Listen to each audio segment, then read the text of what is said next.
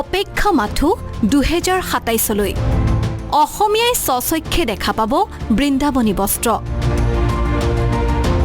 বৃন্দাবনী বস্ত্ৰ ৰখাৰ বাবে খানাপাৰাত নিৰ্মাণ হ'বলগীয়া সাংস্কৃতিক সংগ্ৰহালয়ৰ আজি ভূমিপূজন অনুষ্ঠিত হয়। মহাপুৰুষ শ্ৰীমন্ত শংকৰদেৱৰ তত্বাৱধানত অসমৰ শিপিনীয়ে বৈ উলিওৱা অমৰ সৃষ্টি বৃন্দাবনী বস্ত্ৰ 2027 চনত 18 মাহৰ বাবে অনা হ'ব অসমলৈ। ব্ৰিটিছ মিউজিয়ামে দিয়া নীতিৰ আধাৰত 18 মাহৰ বাবে অসমলৈ অনা হ'ব এই আপুৰুগীয়া বৃন্দাবনী বস্ত্ৰ। এই বৃন্দাবনী বস্ত্ৰখন ৰখাৰ বাবে প্ৰয়োজন হোৱা বিশেষ মিউজিয়াম নিৰ্মাণৰ বাবে দেওবাৰে খানাপাৰাত সাংস্কৃতিক সংগ্ৰহালয়ৰ ভূমিপূজন অনুষ্ঠানত অংশগ্ৰহণ কৰে মুখ্যমন্ত্ৰী ডক্টৰ হিমন্ত বিশ্ব শৰ্মাই। কেইবাটাও চৰ্ত সাপেক্ষে বৃন্দাবনী বস্ত্ৰখন ব্ৰিটিছ মিউজিয়ামে অসমলৈ আনিবলৈ সন্মতি দিয়া সন্দৰ্ভত মুখ্যমন্ত্ৰীগৰাকীয়ে কয় এনেদৰে। এই বৃন্দাবনী বস্ত্ৰখন 500 বছৰৰ এখন পুৰণি টেক্সটাইল।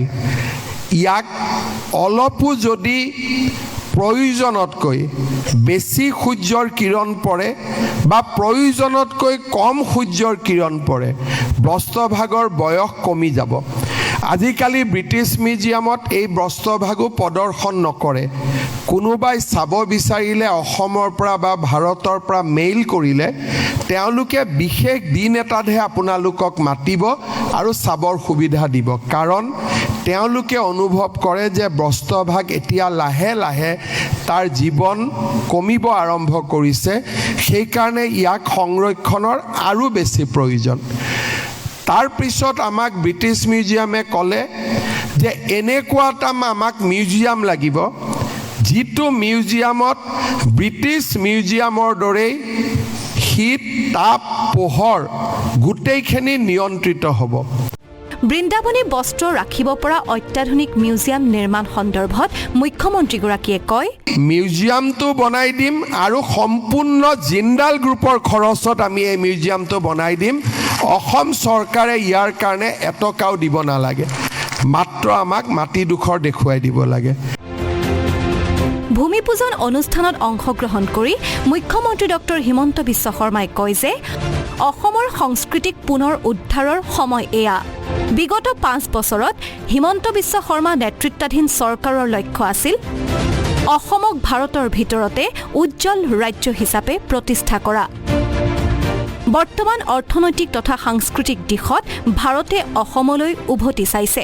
প্ৰধানমন্ত্ৰী ডাঙৰীয়াৰ অসমৰ সংস্কৃতিৰ প্ৰতি ইমান সন্মান যে তেখেতে যেতিয়াই সংস্কৃতিৰ লগত জড়িত হোৱাৰ সুযোগ পায় সেই সুযোগ তেওঁ কেতিয়াও এৰিব নিবিচাৰে। এই 5টা বছৰৰ ভিতৰতে অসমীয়াই ধ্ৰুপদী ভাষাৰ মৰ্যাদা পালে, বিহু, ঝুমুৰ, বাগৰুম্বা আজি বিশ্বৰ এক সাংস্কৃতিক মঞ্চত উজ্জ্বল নক্ষত্ৰ হিচাপে জিলিকি উঠিলে। চৰাইদেউ মৈদামে বিশ্ব ঐতিহ্যৰ স্বীকৃতি পালে। লাচিতৰ সুবিশাল প্ৰতিমূৰ্তি আৰু এতিয়া বৃন্দাবনী বস্ত্ৰ। এই 5টা বছৰ আছিল অসমৰ সংস্কৃতিক পুনৰ উদ্ধাৰ কৰাৰ সময়। আৰু যোৱা 5টা বছৰত আমি যদি ক'ৰবাত স্কুল বনাইছোঁ, কলেজ বনাইছোঁ, মেডিকেল কলেজ বনাইছোঁ, দলং বনাইছোঁ, কিন্তু এই গোটেইবিলাকৰ বিকাশৰ আঁৰত আছিল যে আমাৰ সংস্কৃতিক আমি উদ্ধাৰ কৰিম আৰু অসমখনক আমি ভাৰতবৰ্ষৰ ভিতৰতে এখন উজ্জ্বল ৰাজ্য হিচাপে আমি প্ৰতিষ্ঠা কৰিম। এইদৰে অসমীয়া জাতিৰ স্বাভিমান তথা সাংস্কৃতিক উত্তৰাধিকাৰৰ প্ৰতীক বৃন্দাবনী বস্ত্ৰক অসমৰ প্ৰতিটো প্ৰজন্মই স্বচক্ষে যাতে প্ৰত্যক্ষ কৰিব পাৰে তাৰ বাবে ৰাজ্য চৰকাৰে যৎপূৰ্ণাস্তি চেষ্টা অব্যাহত ৰাখিব বুলি প্ৰকাশ কৰে মুখ্যমন্ত্ৰী ডক্টৰ হিমন্ত বিশ্ব শৰ্মাই। নিউজ ডেস্ক ৰিপৰ্ট, আসাম টক্স।